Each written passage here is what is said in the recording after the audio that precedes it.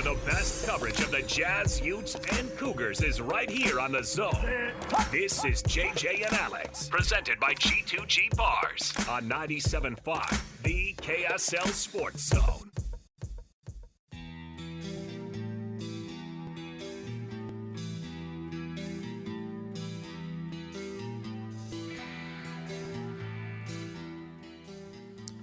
JJ and Alex, 97.5, the KSL Sports Zone. Rolling into the 5 o'clock hour. We're watching the beginning of the WNBA draft. 17 minutes until the picks are taken. And women have showed up. They're doing interviews, and it's going to be a spectacle tonight. They're all dressed well, dressed for success. That's kind of the competition now, as they call it the orange carpet at the WNBA. But these women have brought it tonight. They are dressed and ready to go. It's going to be really fascinating to watch how this is all played out, which teams get which player. And this draft class has never been – I mean, the WNBA has never had a draft class talked about it like we are right now on the radio, because you have so many of these women who have built brands and become stars in the college game. So it's going to be really fascinating to see how that – all plays out. JJ and Alex is brought to you by G2G Bars with all natural ingredients, no preservatives, and plenty of protein. G2G Bars are perfect for anyone who needs a tasty and nutritious boost. WNBA draft going on right now just as the NBA playoffs begin. We'll dive in now a little bit on the Jazz and the NBA playoffs. The Jazz and the future are the cut right here on JJ and Alex. It's time for the biggest story of the day. This is what made the cut with JJ and Alex on 97.5, the KSL Sports Zone. The Jazz season is over. What did we learn from this season? Well, we learned that Will Hardy can coach. Mm-hmm. Let me start there, Sly. Mm-hmm. Okay? Like, if you had any question about this relatively young coach in the NBA, I'll take the relatively away. He's young. Second year in the league, mid-30s. Younger than LeBron.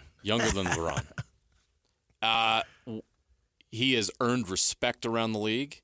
He's earned respect in that organization. He earned respect in that locker room.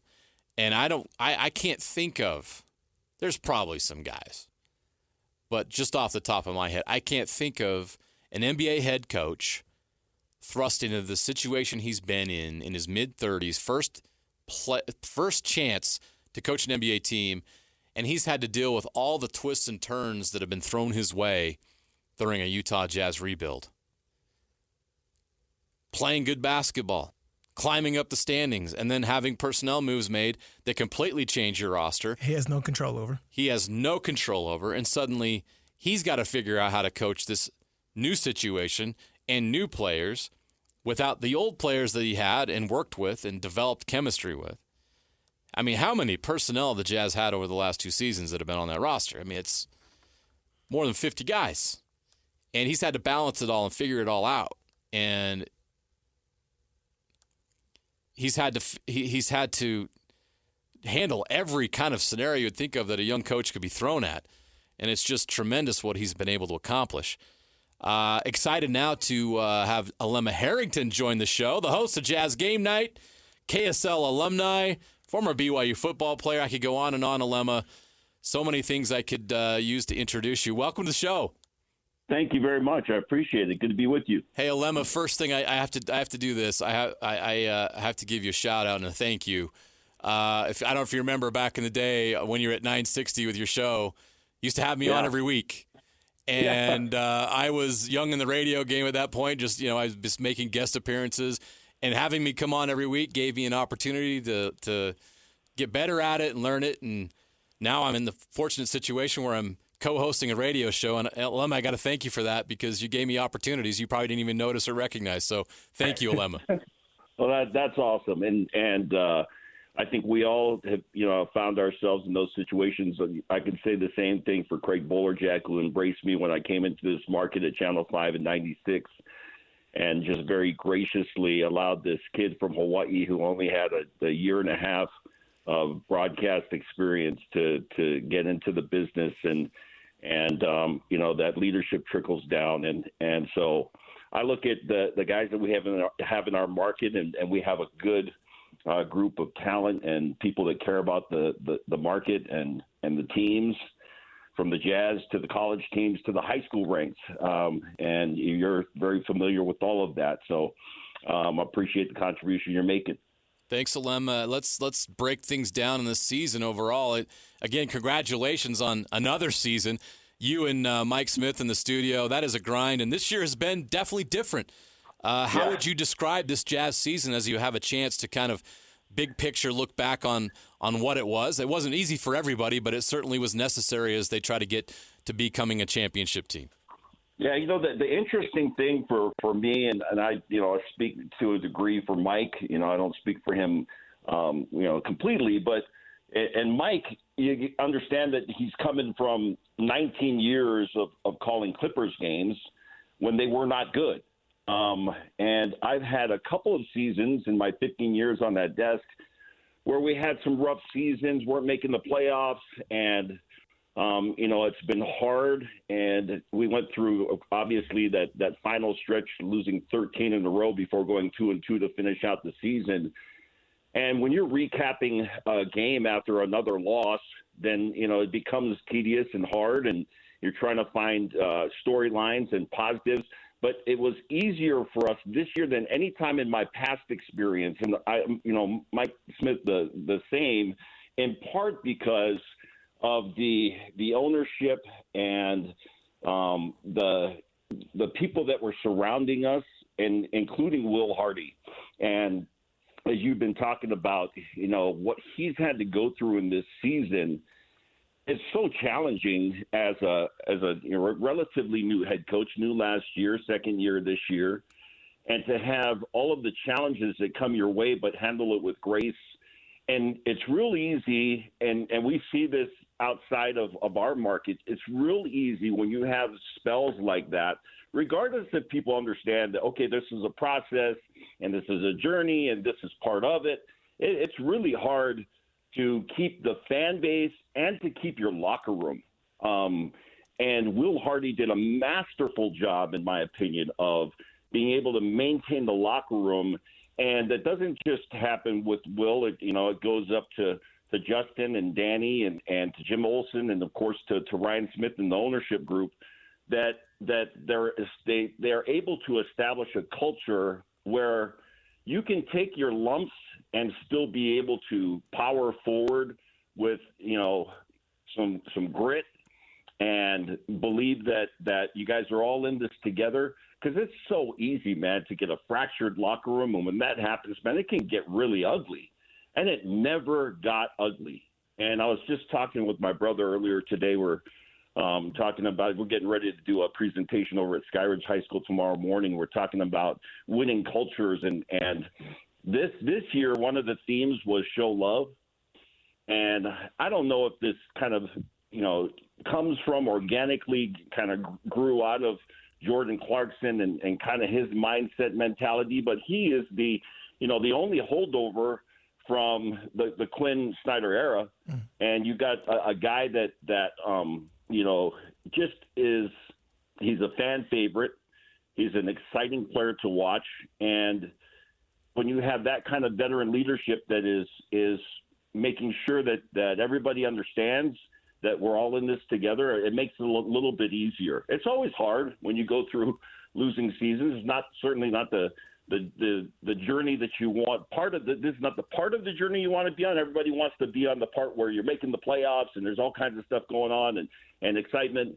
But they were able to do it in a year, this year, where the hope was that you were going to kind of flip your win-loss record from last year and be in the postseason.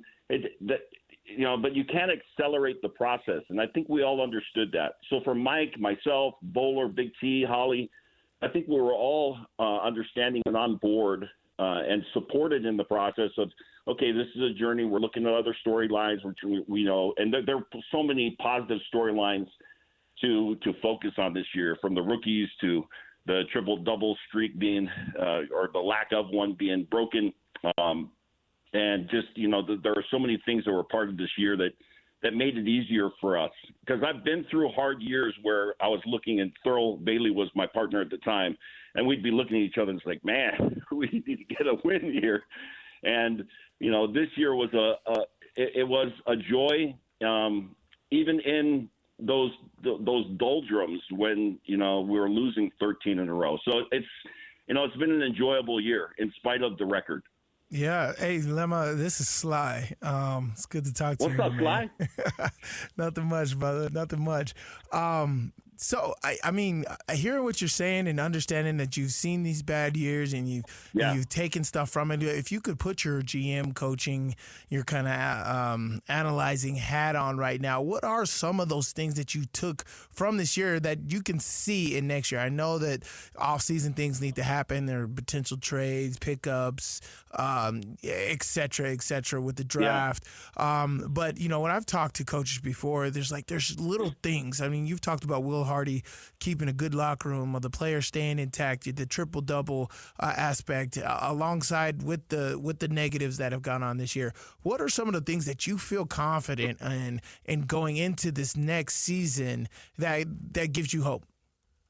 Well, the thing that I mentioned, which is culture, right? Culture is a big deal. And I've been around this team for a long time. It's why you understand this, having played in the NFL, that different franchises you go to and they operate differently, man. And you can go from one franchise that is, kind of broken, right? And the other one that man, they seem like they got it together. Mm-hmm. And when Ryan Smith came in, and the Millers did a fantastic job, but when Ryan Smith came in and he took a look around, and part of this happened during the Quinn Snyder era, man, we revamped our practice facility. I was covering this team when they were practicing at Westminster. And when I was at BYU, we were in the Smith Fieldhouse. That's where our locker room was. We won a national championship with those facilities. The Jazz got to the NBA Finals twice, practicing at Westminster. So it's not all about that, but there's something to be said, and I think it's even maybe more so this generation of athletes, when they're looking at a franchise and whether or not it's attractive, the win-losses are important, but how does the management treat their players? Like, what kind of facilities do they have? What kind of access do they have to different, things that will make them better players? And they feel that. They recognize that. Speaking of players, right, they recognize that. You understand? Yeah. And so I think, for me, when I'm looking at what has been established and what they can build on here, they've already built the foundation. The foundation is culture. Mm-hmm. And the culture has got to be a winning culture. And what does that mean exactly? Well, it means that you care about your players, and they feel that. They know that. This is such an incredible community. At the last home game, which was, nice to have a win against the Houston Rockets, if you were in that arena, man, it felt like this was a playoff game. And we're talking about they had lost 13 straight. And trying to figure out, okay, this is the last game. How many people are going to show up? I think it's 292 straight sellouts for the Utah Jazz. Nice. This community is unbelievable. And the way that Will and the players, the team, they have embraced the community and the community embraces them, that's something you continue to build on. And then understanding that you got to have a good culture in your locker room. And so you got 3 rookies that need developmental time, right? One of them got that pretty immediately, which was Keontae George. And then Taylor Hendricks and Sensabaugh, they spent their time in the G League. So it's really hard for a young player that has been a star from, Little League basketball to AAU to high school to 1 year of college. And then you come and you think, you're a first-round pick and you're thinking, okay, I'm going to get my chance, and it takes time. So you have to be able to communicate with some compassion for those players that patience is going to be a part of this journey. And they did. They went down and they worked hard in the G League, continued to get development there. Mm-hmm. And then the last half of the season, all 3 of those rookies got significant playing time. So the development side of it will carry over for next year. And there'll be more draft picks this year. And you need to be able to evaluate your talent and understand, okay, who's going to be with us, who's going to be somebody that will move on. but all of that starts with the culture in that organization, right, at the ZBBC, Zion's basketball campus. That culture just has to be someplace that feels positive. And again, I think that theme of show love was perfect for this franchise because they embraced that and really embodied that. And I think you continue to build on that mindset, that mentality, and in the process, because of what you're doing, you start to attract free agent talent. You start to be able to, get players that don't get frustrated, or if they do, it's a short-lived, experience where, okay, they get frustrated because that's a natural tendency for all of us as human beings, but you're able to move past that quickly. So what I see happening over the offseason, and even talking with some of the players before the end of the year this year, and they got media availability coming up tomorrow, so we'll get more information. But these guys are committed, man. They're set, and they'll know what they need to work on, both internally with themselves, and then whatever the coaches and the staff ask them to work on. Mm-hmm. But I look at this group, and especially these three rookies, as guys that are willing to put in that work. And this year, they stayed hungry. They stayed humble. They stayed coachable. And, that's not always the case. You lose some guys, and they might fall out of favor. They might fall out of the league. But if you got guys that are committed to the process and the journey, then that's an important part of this. And I would add to that, to have guys like a THT who gets relegated to the bench, but still is helping, putting his arm around the guy that's taking his place on the starting lineup and helping that guy. That's a beautiful thing. And you can say the same thing for Sexton and for Chris Dunn. These guys have been just invaluable from that regard in being able to keep this thing together as you go through, the growing pains and the learning curves and all the things that are part of development, which is part of the journey that we're on right now. Thanks, Alema. Appreciate it. Should be a very fascinating offseason. Hopefully we can check in with you sometime soon as the stories develop and everything that the Jazz do this offseason develops. Yeah. And obviously a big day tomorrow as we hear from Danny Ainge and Will Hardy. Alema, thanks. Appreciate it. Thanks, guys. Good talking to you. Right. Thanks, That's Alema. the host of Jazz Game Night, Alema Harrington. Always a pleasure to catch up with Alema, one of the greats. We appreciate him. All right, we got to take a short break. When we come back, it's the NFL Blitz next on JJ and Alex, 97.5, the KSL Sports Zone. All the latest news and notes from the league and the locals in the NFL. JJ and Alex bring you the NFL Blitz on 97.5, the KSL Sports Zone.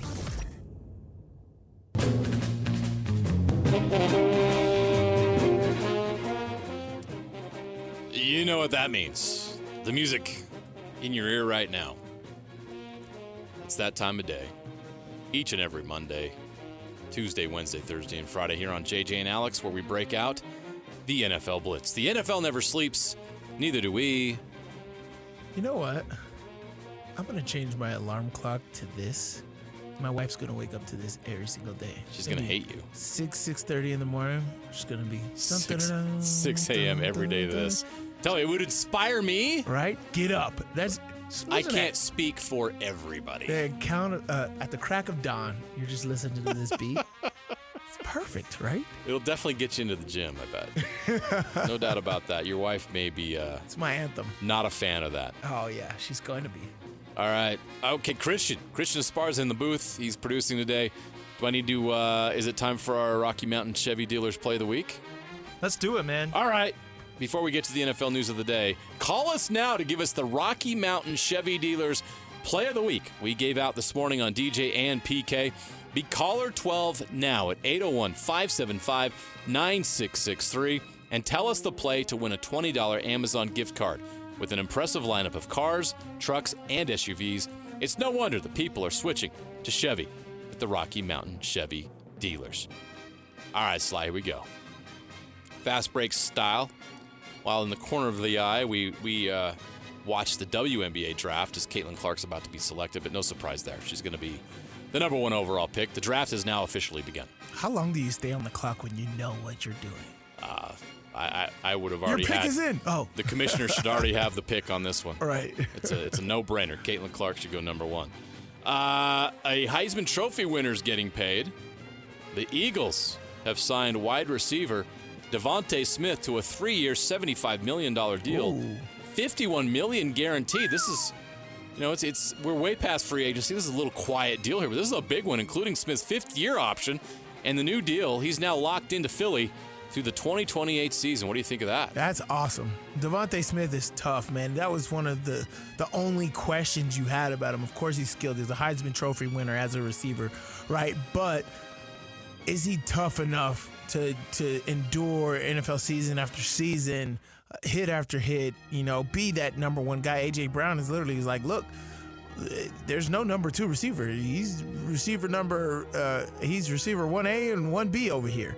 And so he is that number 1 receiver caliber. He's younger than A.J. Brown, so you invest in the younger guy. He is that guy. He's awesome, and I think he's dynamic in this offense. More news. Star wide receiver news. It's that day. Justin Jefferson was not at the first day of voluntary workouts for the Minnesota Vikings as he awaits a new deal. Should they be worried? No. Voluntary workouts. Okay, Sly, explain the business side of this thing here. Explain what he's doing. I'm sorry. Voluntary workouts is worse than Planet Fitness. I'm just like, it's no real reason. Truth bomb. Nobody goes to voluntary workouts. Really? So the people making a story out of it does not mean anything. If it's a new team, like Devontae Adams going to the Raiders, that makes more sense. Yeah. But you've been on this team. You know what it is. You haven't even been to the draft to select a new quarterback yet. Why the heck do I need to be at voluntary workouts? Again, voluntary. Yeah. Good point. Fair point. So, Vikings fans, don't panic. If you have Justin Jefferson on your fantasy football team, don't panic. Justin Jefferson should be in a Vikings uniform this year and should be, again, among the best players in the National Football League in 2024, barring injury. Now, Sly, I just want to know who's the quarterback's going to be. Ooh, Now, question. Sam Darnold was brought in to be the starter. They do have Jaron Hall there, who had a small opportunity last year, could not take advantage of the opportunity, got hurt the first time and was ineffective the second time. And then there's a feeling out there, Sly, that the Vikings could be that team that takes a big leap and jumps up in that top 3 in the draft. How important do you think it is that they do that? Yeah, I mean, when you have Justin Jefferson on your roster, there's some urgency. Again, you got to play what's going on, right? Yeah. I don't think it's that necessary. I don't think they need to. I think they can stay right where they're at, pick up Michael Penix, who already looks good in purple. Oh, there you go. Who already looks good in purple. Yeah. And you got Jordan Addison, Justin Jefferson. Your quarterback now runs a 4.5, 4.4. Heisman Trophy candidate type quarterback.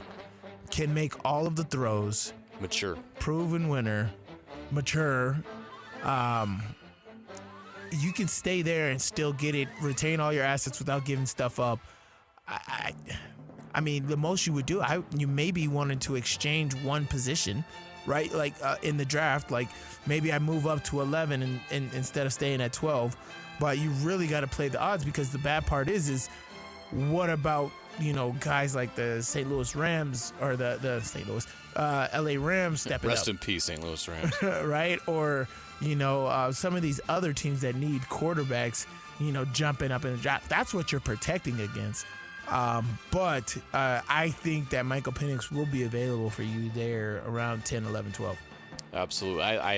I agree with you on that. The value of some of these second-round, potentially or third-round quarterbacks is pretty high. It's a great draft class for quarterbacks. It's a great draft class. I think some of the guys that are going early are going a little too early, and I think that the other guys like Bo Nix and Michael Penix Jr. might be going later than their value suggests. So I think you could definitely get a good quarterback deal if you are patient. I don't think the Vikings need to sell the farm on Jaden Daniels or Drake May or even J.J. McCarthy. I don't think that's necessary. All right, one final hit here. Giants quarterback Daniel Jones expects to be cleared by training camp and says he could possibly even begin some drills as early as this spring. He suffered a torn ACL in Week 9 last season in a loss to the Las Vegas Raiders. What are your thoughts on Daniel Jones, especially coming off a torn ACL? The Giants owe him a fortune. Can he get back to the player he was 2 years ago when he led him to the playoffs? No, they shouldn't have signed him. Agree? That's JJ and Alex. Good night, everybody. Yeah, I mean, done and done. Well, first of all, the whole quarterback perspective, we understand how valuable a quarterback is. But when Saquon Barkley was doing what he was doing and you didn't invest in him in the future instead of Daniel Jones was even what Daniel Jones did that year, anybody can come in and do that. For that quarterback to invest in him the way that they invested in him, which is you want to show confidence in that person, but the way that the New York Giants invested in him is as if he put together multiple years like that. And that was not the case. So, again, I think that was the wrong investment. And you've seen how that played out this year when Saquon left. He's now at a division rival. I'm not signing another franchise tag with you guys when you guys should have did that to me last year. Yep. And so, and he wanted to be in New York, and that was crazy. And now he's closer to home in Philly, next to Penn State, where he was. So, yeah, man, I just think that is a huge miss on the Giants' part. But when you got teams that are traditionally used to doing bad things, they will continue to traditionally do bad things. And the Giants are that franchise right now. Yes, even after the success they had of winning a playoff game in 2022, they continue to make head-scratching moves. That's the NFL Blitz on this Monday. A lot of stuff going on as we get closer to the NFL Draft. We've got to take a short break. When we come back, it's Best and Worst, 97.5, the KSL Sports Zone. Wrapping up the hour with our picks for the best and worst moments on today's show. As JJ and Alex want to hear your best and worst of the day.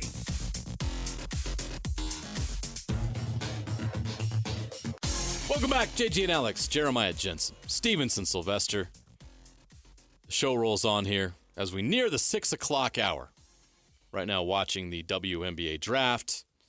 How about that for our best today? Caitlin Clark going number 1 overall to the Indiana Fever. Mm-hmm. Cameron Brink selected number 2 overall. I think she's going to, is that Sparks. Seattle or is that the Sparks? Sparks. Okay, there you go. I was looking at the Chicago Sky logo, but there you go. Cameron Brink. Staying in Cali. There you go. The L.A. Sparks. So she'll enjoy L.A. Just a banner moment for women's basketball again tonight. For sure. What a wave they've been riding. And to move now from what the success they had in women's college basketball that had record ratings. In fact, the women's national championship had greater ratings than the men's national championship for the first time ever. Now they hope to capitalize that on the WNBA. I hope they do. I hope we continue to be entertained at this level by these women, and now they're joining these other women in the professional game. Hopefully this summer it takes the sport at the professional level to another level, Sly. Yeah. It's been a joy to watch the game grow, how these girls have transitioned it. We talked about it in golf, right? Storylines, right? There was good guys, bad guys, the underdogs, just great storylines all the way across, the surprises, all the way across the board, the repeats, from the undefeated South Carolina to Caitlin Clark's just sheer dominance individually to LSU. Can they run it back? They got an all-star cast, and Haley Van Lith transferring over there in Aussies. They got everything, right? They should be able to win it all. Just storylines in basketball was just so great, complemented with great basketball, right? There's a lot of great moves that you've seen. The highlights that we've seen are just awesome basketball, man. And you're seeing it from some of the best athletes there are playing the game. I'm growing up, there was plenty of girls that played with the boys. They made it happen. And then you hear those stories, right? You hear those stories from Caitlin Clark, from all these girls talking about, yeah, we played with men growing up. That's how we were so tough. And they are making that the game. And so the game is on that level. There's some amazing things, the range from these girls, right? The deeper and deeper threes, Steph Curry changing the norm of who takes threes and how you do it, right? We were talking about it. We've never seen females take shots like this. It's never been done on this level. Step back threes from 30 feet that Caitlin Clark does. It's deeper than 30 feet. She's logoing it like crazy. Yep. And so just amazing part of the game, amazing for us to sit back, watch, and enjoy. I'm so happy for this sport. I'm actually, watching this, I'm like, okay, should I go get my Caitlin? I'm still owed my Caitlin Clark jersey, by the way. Shab, whenever you want to come in on your bet, you're over a year due right now. That jersey values keep going up, so you're just deepening your pockets. But I got my Caitlin Clark jersey. Need my Caitlin Clark jersey. Got my Sabrina Ionescu jersey. What's my next one I need to buy? Angel Reese. I definitely got to get Asia Wilson. She's one of my favorite players. But yeah, women's basketball is incredible. And so I hope everybody else enjoys it and continues to watch as well. Now the worst, and this is the worst, NFL news. Rashee Rice and Teddy Knox are being sued in Texas for over $1 million in actual damages and $10 million in punitive damages by two people who say they were injured in a six-vehicle crash March 30th in Dallas. The plaintiffs, Edvard Petrovsky and Irina Gromova, allege Rice and Knox deliberately raced their vehicles at speeds well beyond the posted limits and caused the six-vehicle crash that led to their injuries. Yeah, Rice is the leaseholder of both vehicles they were driving at the time of the crash. Well, gotta elevate the people you're around, because the people you're around should make sure that you are not in those situations. And they did not do that. That is terrible events. Everybody injured in all of that. A major loss of lives could possibly happen. So many things, and it's just a bad situation all the way around. Just grateful that nobody was killed in this incident. But it is a bad look for Rashee Rice. And, because nobody got killed in this incident, hopefully he can learn from this and better from this and educate others about this, whatever was going on there. The thing is, Rashee Rice, you're on a Super Bowl champion team. A lot of young people are watching you and looking up to you. It's time to be an adult. And you got to be smarter than that. Yeah. Like, that's a stupid, immature thing to do. And, again, grateful that nobody got hurt, but certainly people got hurt, but didn't get killed is what I should say. Yeah. Obviously, people got hurt pretty severely, and he's going to have to pay a price, and I do hope he's accountable, and this lawsuit's a part of that accountability, but the message needs to be sent that situations like this can't happen. So yeah, it's terrible, man, and it's even bad for him because football is something. As I said, it's something to where there's nothing else compared to it. And this is hurting his career to where he can never do it again, right? And off of dumb mistakes.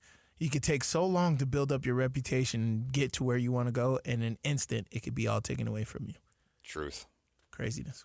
All right. Hopefully that gets resolved, and Rashee Rice is held accountable, and yes, hopefully he can move on and learn from this incident. All right, we got to take a break. JJ and Alex continues next after this. 97.5, the KSL Sports Zone.